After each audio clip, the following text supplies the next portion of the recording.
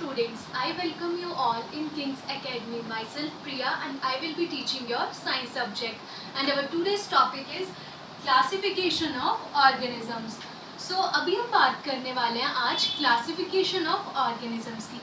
But before I start with classification of organism, before I start with the original pattern of classification, आप लोगों को ये पता होना बहुत ज़रूरी है कि हम क्लासिफिकेशन करते क्यों हैं, क्या ज़रूरत पड़ गई हमें एनिमल्स को क्लासिफाई करने की, प्लांट्स को क्लासिफाई करने की या ऑर्गेनिजम्स को बेसिकली क्लासिफाई करने की.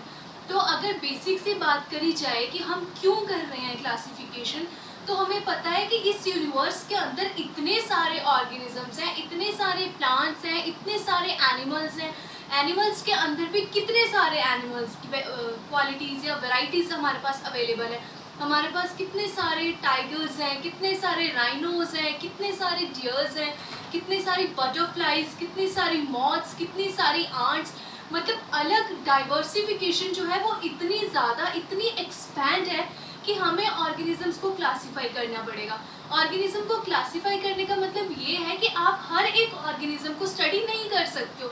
अब अगर आपको पता है कि आपके पास आंट है, तो हमें पता है हमारे पास कितनी अधिक चींटियाँ हैं, तो अगर हमें उनको स्टडी करना है तो हम क्या एक एक चींटी को पकड़ पकड़ के स्टडी करेंगे? हम ऐसा नहीं कर सकते क्योंकि वो पॉसिबल ही नहीं है.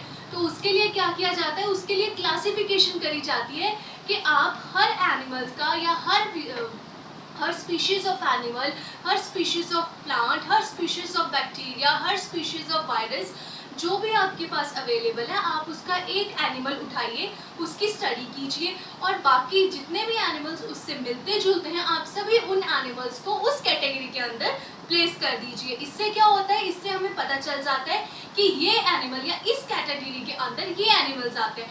फॉर एग्जाम्पल मैं बात करूँ ह्यूमन्स की, तो ह्यूमन्स के अंदर हम आते हैं मैमल्स की कैटेगरी में.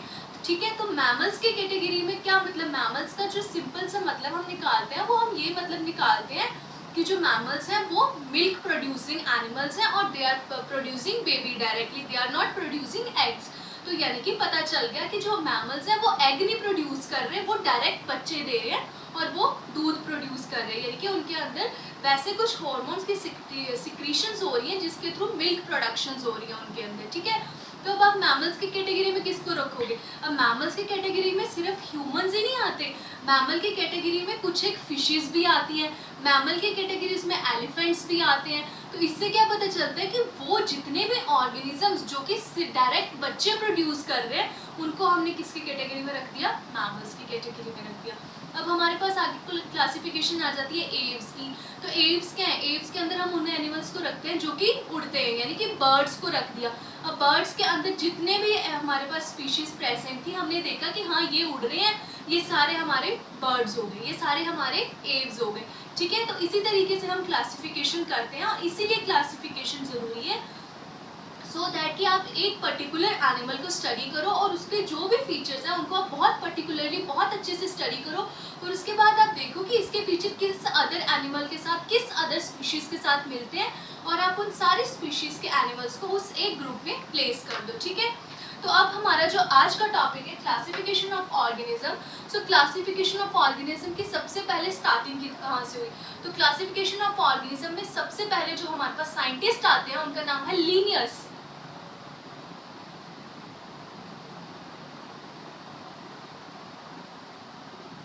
लीनियस हमारे पास ऐसे साइंटिस्ट हैं जिन्होंने सबसे पहले क्लासिफिकेशन दी. इन्होंने क्लासिफिकेशन किस में दी? इन्होंने एक बुक लिखी Systema नेचुरे.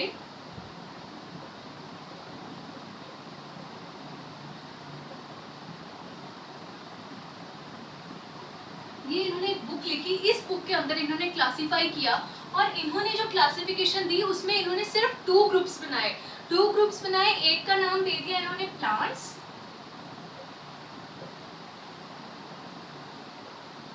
and another one according to Linnaeus is animals. ठीक है, एक को लीनियस ने बोला कि ये हमारे पास प्लांट्स हैं, दूसरे को लीनियस ने बोला कि ये हमारे पास क्या है? एनिमल्स हैं. तो जब लीनियस ने ये क्लासिफिकेशन दे दी जिसके बेसिस पे उसने सिर्फ दो ग्रुप बताए, प्लांट्स और एनिमल्स, बट जैसे जैसे टाइम आता गया, टाइम चेंज होता गया, हमारे पास अधिक माइक्रोस्कोप्स वगैरह साइंस की और ज़्यादा डिस्कवरीज होती गई. हमें पता लगने लगा कि हमारे पास तो बैक्टीरिया भी है, हमारे पास तो वायरस भी है।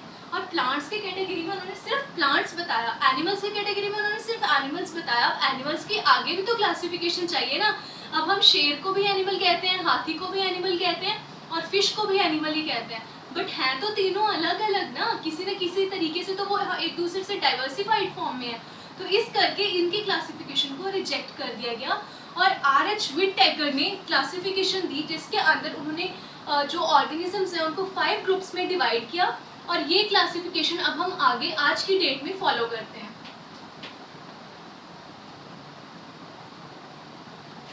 तो जो करंट क्लासिफिकेशन है वो है आर.एच. व्हिटेकर की।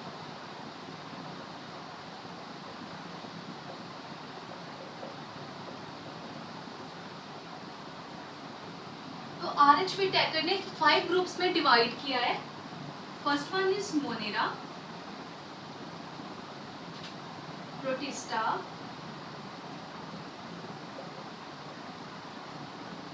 Fungi, Plantae and animalia. अब अगर लीनियस की क्लासिफिकेशन और आर.एच. व्हिटेकर की क्लासिफिकेशन की बात करी जाए तो हमें ये समझ में आता है कि कुछ हद तक चीज़ें तो सेम रही, यानी कि प्लांट्स और एनिमल्स को किसने क्लासिफाई किया था, लीनियस ने भी क्लासिफाई किया था और व्हिटेकर ने भी क्लासिफाई किया। बट व्हिटेकर ने 3 न्यू ग्रुप्स ऐड किए, that is Monera, protista and fungi. अब हम थोड़ा थोड़ा सा हर एक ग्रुप के बारे में जान लेते हैं कि इनके अंदर बेसिकली प्रेजेंट क्या है। तो अगर मैं पहले ग्रुप की बात करूँ दैट इज मोनेरा ग्रुप, तो मोनेरा ग्रुप जो है इसके अंदर हमारे पास आ जाते हैं सारे टाइप के बैक्टीरियाज।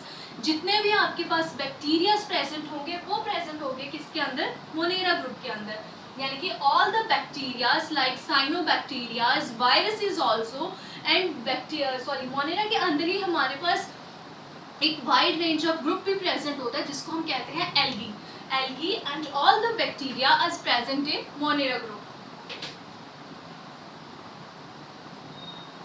एल्गी, बैक्टीरिया, ठीक है, ये सारा कुछ किसके अंदर प्रेजेंट होगा, मोनेरा ग्रुप के अंदर प्रेजेंट होगा।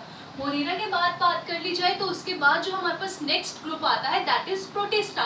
तो प्रोटिस्टा के अंदर बेसिकली क्या है, प्रोटिस्टा के अंदर बेसिकली है सिंगल सेल ऑर्गेनिजम्स जिनके अंदर सिर्फ सिंगल सेल प्रेजेंट था, दैट आर अमीबा, डायटम्स, यानी कि अमीबा, डायटम्स, फ्लैजिलेट्स, ये सारे किसके अंदर आए, प्रोटिस्टा ग्रुप के अंदर आए। प्रोटिस्टा ग्रुप वाले सभी के अंदर सिर्फ सिंगल सेल ऑर्गेनिज्म था, सिंगल सेल उनके अंदर रेस्पिरेशन कर रहे हैं, सिंगल सेल ही उनके अंदर खाने का काम कर रहा है और सिंगल सेल ही सारा काम कर रहा है, ठीक है। मतलब all the metabolic processes are done by a single cell in case of protista, ठीक है। प्रोटिस्टा के बाद हमारे पास आ जाता है नेक्स्ट ग्रुप इज फंजाई। तो फंजाई क्या है, फंजाई तो आप लोग सब जानते ही हो बेसिकली, अगर नहीं जानते तो मैं बता देती हूँ थोड़ा सा। हमारे पास जो ब्रेड होती है, अगर आप ब्रेड के ऊपर थोड़ा सा मतलब हमारे पास पानी लग जाए, उसको वो थोड़ी सी गीली हो जाए ना, या फिर कुछ और जो है मॉइस्चर कंटेंट पकड़ ले, होल्ड कर ले, तो थोड़े टाइम के बाद जब देखो ब्रेड के ऊपर ना थोड़ी ग्रीनिश सी या येलोइश वाइटिश सी एक लेयर बन जाती है, so that is known as fungi. हम कहते हैं उसके ऊपर फंजाई का अटैक हो चुका है। तो fungi is basically an organism, ठीक है। तो फंजाई क्या है कि एनिमल्स की कैटेगरीज में नहीं आता है किसी हद तक, और किसी हद तक प्लांट्स की कैटेगरी में भी आता है। कुछ एक जो है स्पेसिफाई कर सकते हैं हम, बहुत सारी ऐसे डिजीजेज हैं जो फंगल डिजीजेज हैं जो हमें लगती हैं, एनिमल्स को लगती हैं, प्लांट्स को लगती हैं, वो सारी कौन कॉज करते हैं, फंजाई कॉज करते हैं। और एक द मोस्ट इम्पॉर्टेंट फंजाई जो हम लोग खाते हैं that is known as mushroom. तो फंजाई के अंदर हमारे पास आ जाता है agaricus, rhizopus and so many, ठीक है। तो फंजाई का क्या है कि फंजाई एक बहुत ही डल दिखने वाला ऑर्गेनिज्म है, और ये क्या है, ऑर्गेनिज्म ऐसा है कि जो खराब होने पे लगेगा। मतलब अगर आपके जो रोटन फ्रूट्स हैं उनके ऊपर फंजाई का अटैक हो जाएगा, अगर आपकी जो ब्रेड है अगर उसने ज़रूरत से ज़्यादा मॉइस्चर ले लिया उसके ऊपर फंजाई का अटैक हो जाएगा। आपकी जितनी भी मिठाइयाँ हैं आजकल बरसात के मौसम में अगर थोड़ी सी भी उनको मॉइस्चर कंटेंट ज़्यादा मिल जाए तो उनके अंदर भी फंजाई का अटैक हो जाएगा, ठीक है। और उसके बाद बात कर ली जाए तो हमारे पास जो नेक्स्ट ग्रुप ऑफ ऑर्गेनिजम्स आता है that is known as plantae. तो प्लांटी के अंदर हमने रख दिया सारे प्लांट्स को, ठीक है। जितने भी हमारे पास प्लांट्स अवेलेबल हैं on this earth, they all comes under the categorization of plants. और प्लांट्स के अंदर भी हमारे पास दो स्पीशीज आ जाती हैं, आगे दो स्पीशीज नहीं कहूँगी, दो कैटेगरीज कह लेते हैं कि दो कैटेगरीज आ जाती हैं, one is angiosperm and other one is gymnosperms, ठीक है। और उसके बाद हमारे पास बात आ जाती है एनिमेलिया की। तो एनिमेलिया तो हमारे पास बहुत ब्रॉड क्लासिफिकेशन है, बहुत ज़्यादा बड़ा है। एनिमेलिया के अंदर हमारे पास बहुत सारे प्लांट्स और बहुत सारे एनिमल्स आ जाते हैं, जिनको कि हम कह सकते हैं कि जो ओशन लेवल से स्टार्ट होके सी लेवल तक जाते हैं। बीच में हमारे पास एम्फीबिया आ जाता है। एम्फीबिया वो ग्रुप है जो एम्फीबिया वो ग्रुप है जो लैंड पे भी रह रहा है और जो ओशंस में भी रह रहा है, ठीक है। तो हमारे पास यहाँ पे कौन सा ग्रुप आ जाता है, बहुत सारे ग्रुप्स आ जाते हैं। बेसिकली अगर बात करूँ, प्लैटीहेलमिंथेस आ जाते हैं, निडेरियंस आ जाते हैं, सिलेंट्रेट्स आ जाते हैं, मॉलस्क आ जाते हैं, एम्फीबिया आ जाते हैं, वर्टिब्रेट्स आ जाते हैं, वर्टिब्रेट्स के अंदर आगे मैमल्स आ जाते हैं, रेप्टाइल्स आ जाते हैं, एव्स आ जाते हैं, ठीक है। तो ये क्लासिफिकेशन किसने दी, हमारे पास R.H. विटेकर ने दी। प्लांट्स और एनिमल्स आगे बहुत ज़्यादा ब्रॉडली क्लासीफाइड हैं आगे भी, बट ये हम अभी नहीं करेंगे क्योंकि अभी हमें इसको करने की ज़रूरत नहीं है। अभी हम सिर्फ थोड़ा क्लासिफिकेशन ही देख रहे हैं, ठीक है। तो ये हमारे पास क्लासिफिकेशन थी R.H. विटेकर की, जिसके अंदर उन्होंने इसको 5 कैटेगरीज में डिवाइड किया। अब जब हमने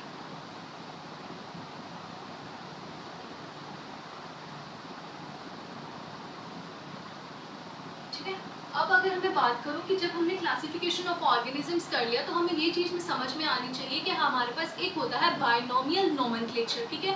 बाइनोमियल नोमेनक्लेचर वो चीज़ है जिसका मतलब ये है कि हमने एक नाम रखना है किसी भी ऑर्गेनिज्म का और वो नाम वर्ल्ड वाइड सेम होना चाहिए, ठीक है। हो सकता है आपके यहाँ पे जैसे कोई फिश है, रोहू, कैटला वगैरह जो फिशेज है जिनको लोग खाते हैं आमतौर से, हो सकता है इन फिशेज को अमेरिका में कुछ और कहते होंगे, तो उन लोगों को कैसे पता चलेगा कि ये किस फिश के बारे में बात करें। तो पर्टिकुलरली उन फिशेज के कुछ साइंटिफिक नेम्स रखे जाते हैं और वो scientific names all over India या ऑल ओवर वर्ल्ड सेम रहेंगे। और ये साइंटिफिक नेम सिर्फ फिशेज के नहीं रखे जाते, ये साइंटिफिक नेम हर एनिमल के रखे जाते हैं, यानी कि जैसे हमारा भी। तो अगर ह्यूमंस की बात करें तो ह्यूमंस का साइंटिफिक नेम है होमो सेपियन सेपियन, होमो सेपियन सेपियन। इसको कई बुक्स में होमो सेपियंस भी लिखा है तो वो भी ओके है, होमो सेपियन सेपियन लिखोगे तब भी ओके है, ठीक है। अब यहाँ पर जो साइंटिफिक नेम है, जैसे ये मैंने साइंटिफिक नेम लिखा है किसका, ह्यूमंस का, हमारा ह्यूमंस का साइंटिफिक नेम लिखा है, ठीक है। तो अगर मैं यहाँ पे बात करूँ तो यहाँ पे ध्यान देने वाली बात ये है कि जब भी आप बाइनोमियल नोमेनक्लेचर यानी कि जब भी आप किसी भी प्लांट का, एनिमल का, ऑर्गेनिज्म का किसी का भी आप साइंटिफिक नेम लिखो तो हमेशा उसको किया जाता है अंडरलाइन। और अंडरलाइन करने के बाद हमें जो हमेशा जो चीज़ ध्यान में रखने वाली होती है वो ये कि जो फर्स्ट लेटर है यानी कि जो हमारे पास जीनस है, यानी कि जो फर्स्ट लेटर है वो इंडिकेट करता है जीन को, यानी कि जो फर्स्ट वर्ड है पूरा ये इंडिकेट करेगा जीन को और फर्स्ट कैपिटल आएगा। और जो हमारे पास स्पीशीज का नाम होता है, जो स्पीशीज हमने पीछे लगाई हुई है उसका नाम हमेशा हमारे पास स्मॉल लेटर्स में प्रेजेंट होता है, ठीक है। तो ये हमारे पास क्लासिफिकेशन होती है। फॉर एग्जांपल अगर हम कंसीडर करें जैसे मैंगो, तो मैंगो का क्या नाम होता है साइंटिफिक, मैंजीफेरा इंडिका। अगर मैंगो, इंडियन मैंगो की बात कर रहे हैं यहाँ पे, अगर हम इंडियन मैंगो की बात करेंगे तो आ जाएगा मैंजीफेरा इंडिका।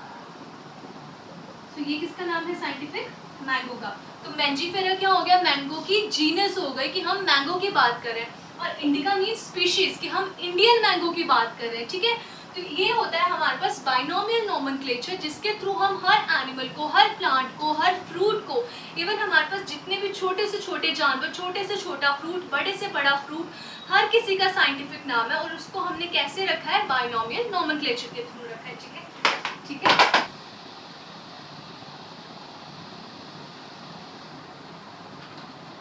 तो आपको पता होना चाहिए कि जब ये हम क्लासिफिकेशन करते हैं तो इस क्लासिफिकेशन के अंदर हम बहुत सारे जो स्टेप्स हैं उनको फॉलो करते हैं बेसिकली।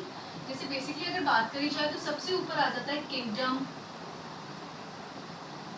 फिर हम बात करते हैं फाइलम कि कौन से फाइलम से बिलोंग करता है वो एनिमल, वो फ्रूट या वो प्लांट। किंगडम, फाइलम, देन हम अगर बात करें तो वो हमारे पास आ जाता है ऑर्डर, किस ऑर्डर का है, किस फैमिली का हमारे पास जो है उसके बाद अगर बात करी जाए किंगडम, फाइलम, ऑर्डर, फैमिली, फिर हमारे पास आ जाता है जीनस, और उसके बाद हमारे पास आता है स्पीशीज। तो अगर पूरा ध्यान से देखा जाए तो ये बीच वाला ऑर्डर हम फॉलो करते हैं, बट अगर हम बहुत ज़्यादा स्ट्रिक्टली इस चीज़ को देखें तो हमारे पास जो लार्जेस्ट यूनिट आती है वो आती है किंगडम, और जो स्मॉलेस्ट यूनिट आती है वो आती है स्पीशीज।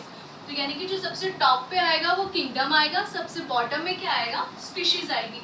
तो ये था हमारा क्लासिफिकेशन ऑफ ऑर्गेनिज्म, जिसमें हमने डिस्कस किया है लीनियस की classification, and side by side हमने ऑल्सो डिस्कस किया है RH व्हिटेकर की क्लासिफिकेशन। और RH व्हिटेकर की क्लासिफिकेशन ही ऐसी क्लासिफिकेशन है जिसको हम आज के टाइम में बहुत ज़्यादा फॉलो करते हैं, बिकॉज उन्होंने जो हमारे पास एनिमल्स हैं उनको या प्लांट्स हैं जिनको हमने फाइव कैटेगरीज में कैटेगराइज किया है, ठीक है। तो यही हमारी थी आज की class. So I hope so कि आपको सारा कुछ क्लियर हो गया होगा, but if you have any query you can correlate with me on the next time. Thank you and have a nice day.